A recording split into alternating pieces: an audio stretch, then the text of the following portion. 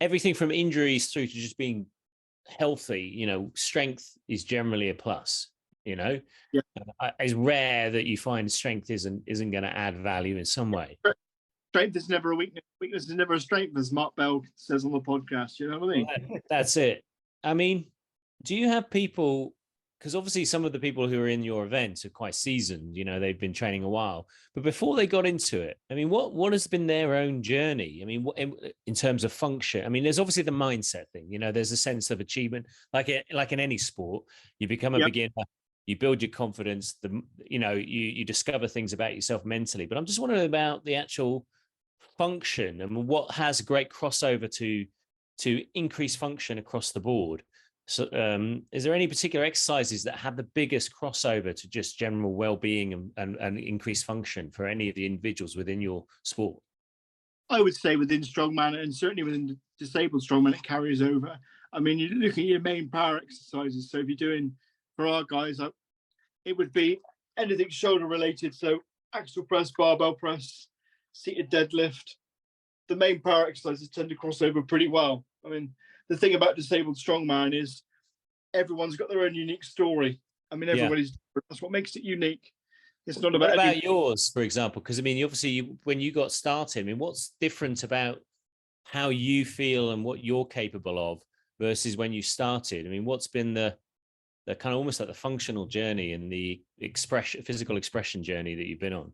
Yeah, I started lifting weights when I was 16, and to be honest with you, Paul, it was the best thing I ever did. I've said that to Pete in the past and James.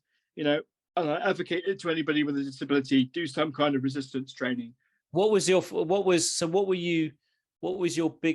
impact? What was the biggest challenge that you was facing before you started your weight training? And what changed once you started doing it? Just my confidence improved, my strength improved. Mm-hmm.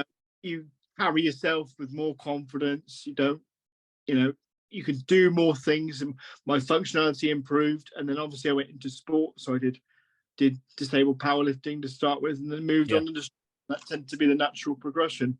But I've always been into strongman since I was a young kid. And so have you, in a way, because I mean, obviously, having no medical background in any way, particularly in these kind of classifications that you're working within, is there a normal trajectory that people will experience with many of the disabilities that is being completely negated by the fact that they are competing? We always know that there's a decline in function as we age, for example, and there's a decline in function from lack of activity. We've got plenty of clients who are, able-bodied, who have hip replacements, things like that. But typically there is the normal trajectory that a person experiencing spinal problems or CP or something like that will experience. Are those trajectories being challenged and changed?